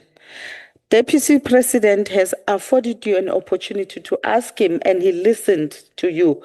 Now he's responding to your question. You are responding back. That is against the rules of the House. Can you afford him an opportunity to respond to your question? If you are not happy with the response, there will be another opportunity given to you to ask the question. And you can't speak back to the presiding officer. Chairperson. Over to you, Honorable Mananiso, on which rule are you rising on? Thank you, Chairperson. On Rule 47, that says that delegates may not confess aloud. So I want you to actually rule on that We are tired of what Honorable Gerrit is doing. Thank you. The order is sustained, Honorable Mananiso. Over to you, Honorable Deputy President. Yes, Honorable Chairperson, let me conclude. The point I was making is that it is a journalist who wrote a story that he's now following up, that I wrote in my declaration that I own a house that I don't own. I mean, how foolish can I be? Ownership of property is something that is on record. You can go to the registers of properties, you'll find which properties I own. So what on earth will make me go to my declaration and say, I live in this house, last year I said I don't own it, now I own it. If I own it, there will be a record that shows I'm the owner of that property. And honorable member knows the truth, but they listen to journalists who work with them to come and ask us questions here that are funny. Yes.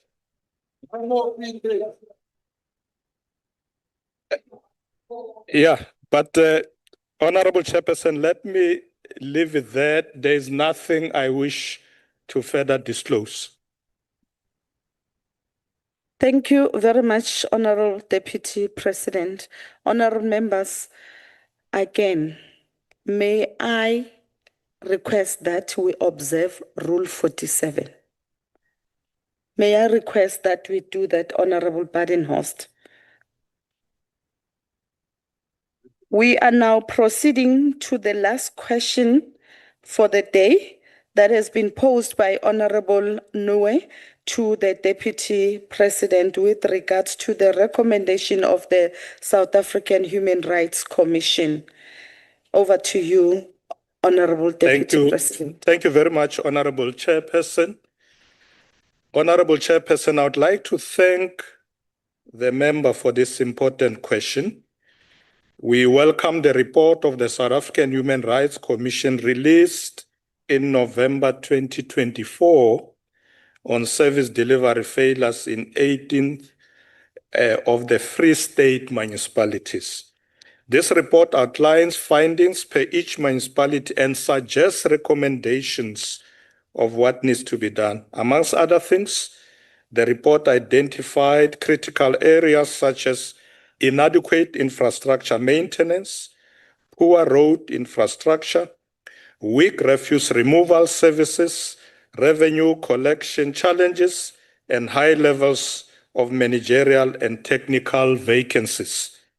The following constitute a summary of the key findings of that report. It says the Provincial Department of COGTA is not adequately fulfilling its obligations in terms of Section 154 of the Constitution and Section 105 of the Municipal Systems Act 32 of 2000 for the following reasons. 10 out of 23 municipalities in the province are classified by COGTA as dysfunctional. This figure has not shown much improvement in the past 3 years. Secondly, no municipality in the Free State has achieved a clean audit in 6 consecutive financial years. Several municipalities do not have functional municipal public accounts committees. And lastly, there is a high vacancy rate of senior managers in the Free State municipalities, including but not limited to municipal managers. In this regard, the Provincial Department of COGTA, working together with the Department of Water and Sanitation and the Department of COGTA nationally, have processed the report and instituted systems to implement the recommendation of the SAHRC report, which amongst others seeks to strengthen the implementation of Section 154 of the Constitution and Section 15 of the Municipal Systems Act 32 of 2000 to adequately monitor and support municipalities in the Free State. To address widespread service delivery failures, several Free State municipalities have incorporated targets project into their MIC implementation plans.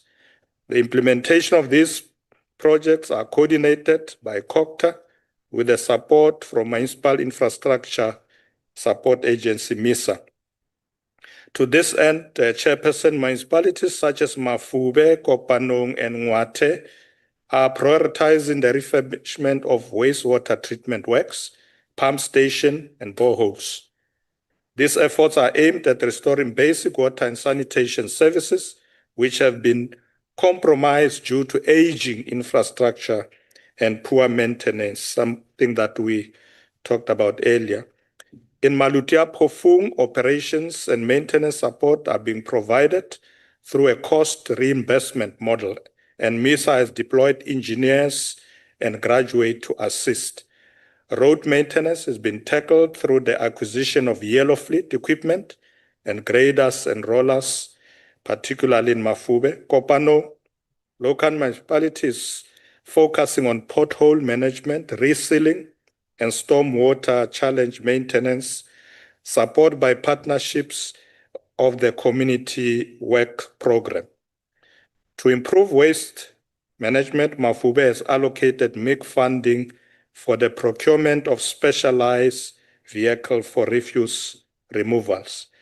This project reflects a strategic shift towards core municipal functions and improving the quality of lives of residents in these distress areas. Through the implementation of Phase 2 of Operation Vula, we will focus on reforming local government funding and revenue collection model. Honorable Chairperson, these interventions speak volumes on progress that is currently being made to improve service delivery, particularly in the Free State municipalities. I thank you, Chairperson. Thank you very much, DP. I'm now affording Honorable Nwe an opportunity to ask a supplementary question. Thank you, Chairperson. Thank you, Deputy President, for the response. I shouldn't be making a follow-up based on your response, but there's one area that one will need to highlight to still emphasize the challenges that the municipalities are facing in the Free State.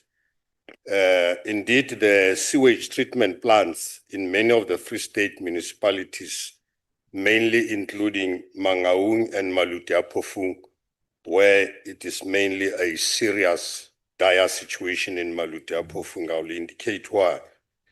They are in a state of severe collapse, with all their facilities failing to function and releasing untreated sewage daily into rivers, feeding the Val Dam, causing widespread environment damage and posing health risk to residents and livestock. Just on Malutia Phofung briefly, Deputy President, as we speak, because of the challenge, I think the engineers, they haven't as yet got there what they're supposed to be doing in supporting that municipality. Houses and schools, sewage is flooding into the yards as we speak now. And some business people, because of the collapse of the treatment plants, they are now beginning to use opening illegally for themselves manholes to empty the toilets. And that's how the dire situation is like in Malutia Phofung now.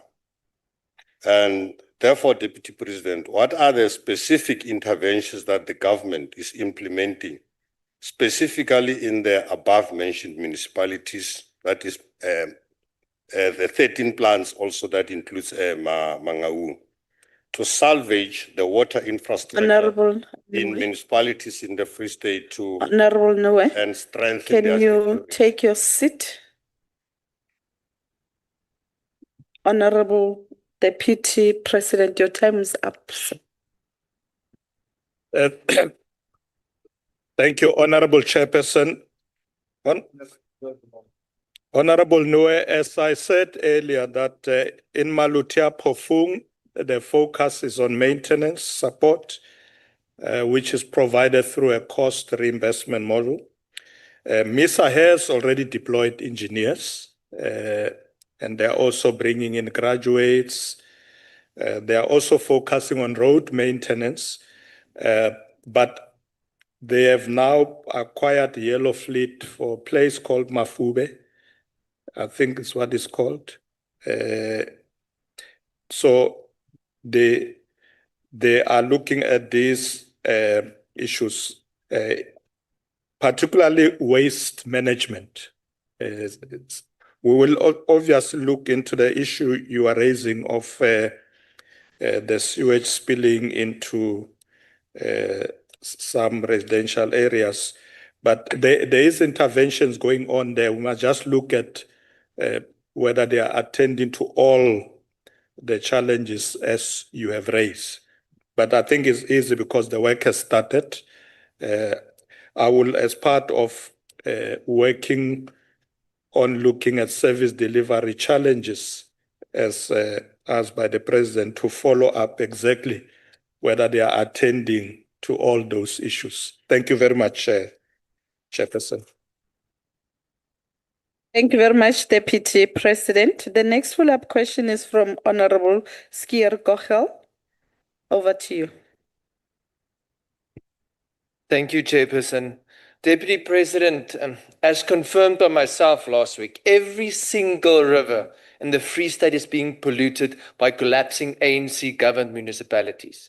The Auditor General has confirmed the Free State is the worst-run province in South Africa, with not a single clean audit in almost a decade, ghost budgets illegally approved, and billions in infrastructure grants returned unspent. Would you not agree that, and even President Ramaphosa conceded in this House, the situation warrants Section 101A interventions, forcing the Free State Executive to account for why it has failed to ensure even the most basic services?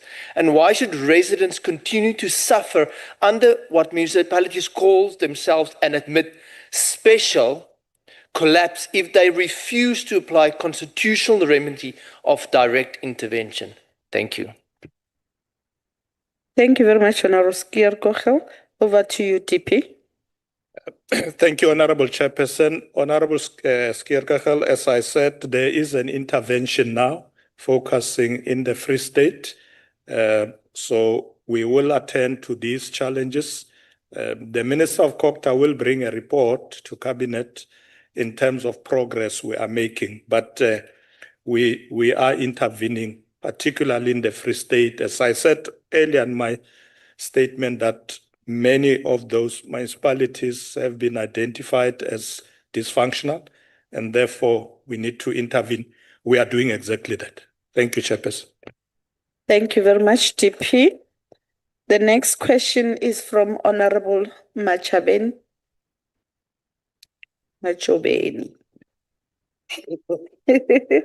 Hey, ke Masipala wa Machabeng. It's very, my apology, Honorable Member. Okay, thank you very much, Honorable Speaker. Greetings to the Deputy President.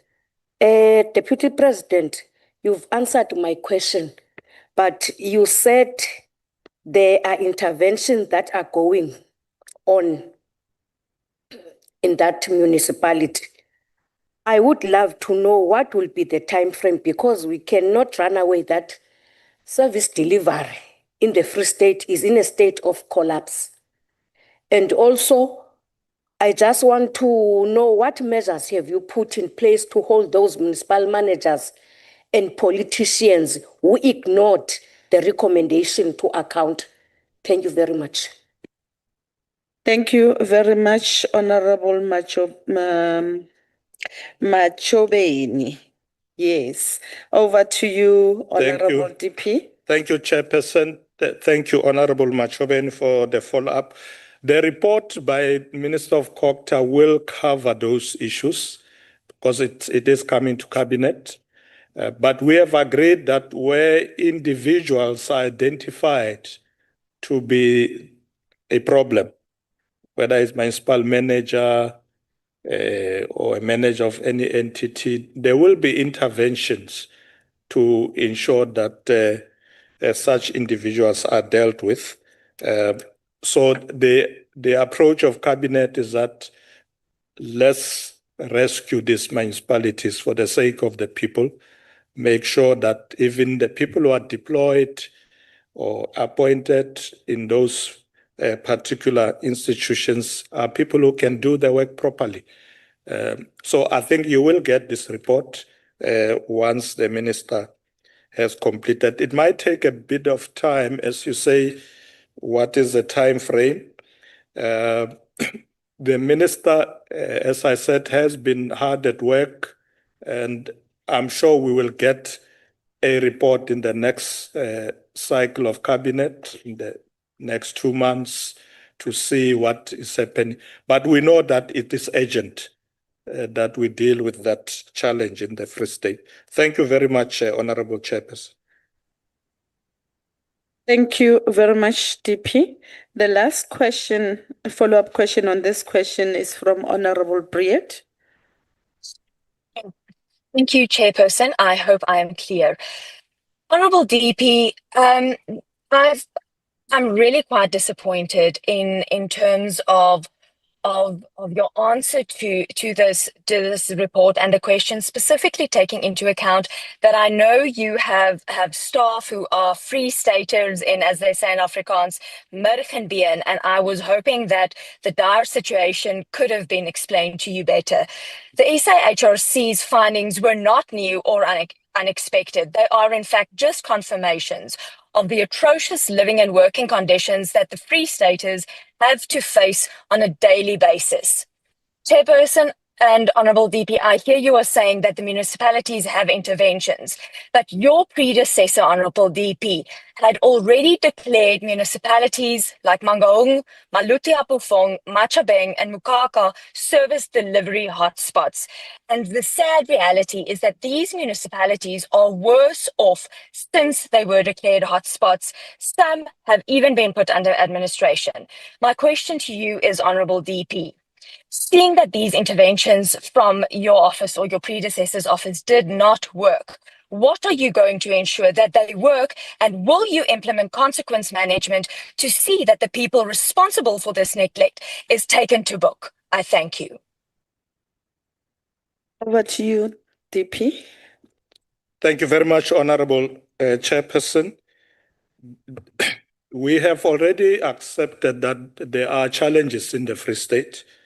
As I said, Honorable Chairperson, that we have identified municipalities that are dysfunctional, what they are not doing, what they should be doing. So we are intervening. I've already indicated what we're doing in Malutia Pofung, where we're dealing with issues of maintenance, issues of making sure we have engineers in those areas to deal with all challenges. Road maintenance has been tackled.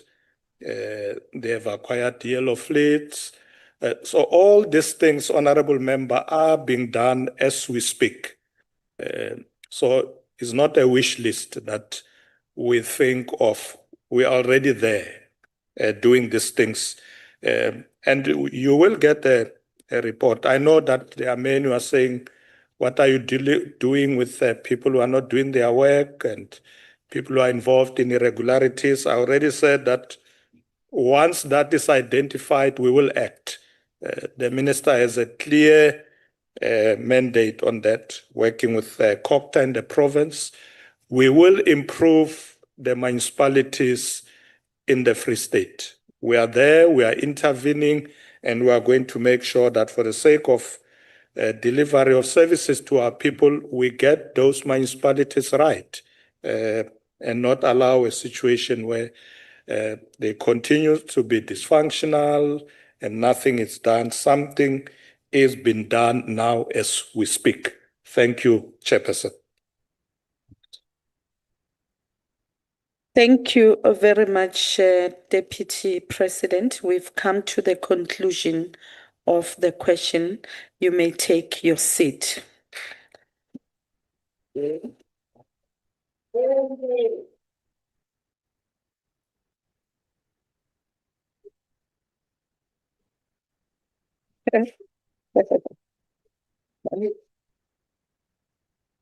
Having said that, Deputy President, we want to take this opportunity and thank you for being part of this House, both in your capacity as the leader of business government and as well as the Deputy President of the Republic of South Africa. I must say your responses were quite enriching, enlightening, very transformative. If you know, you know. It's a question of if you know, you know. Thank you very much, honorable members. The House is adjourned. Before we leave, I'm requested to inform you that can you be seated?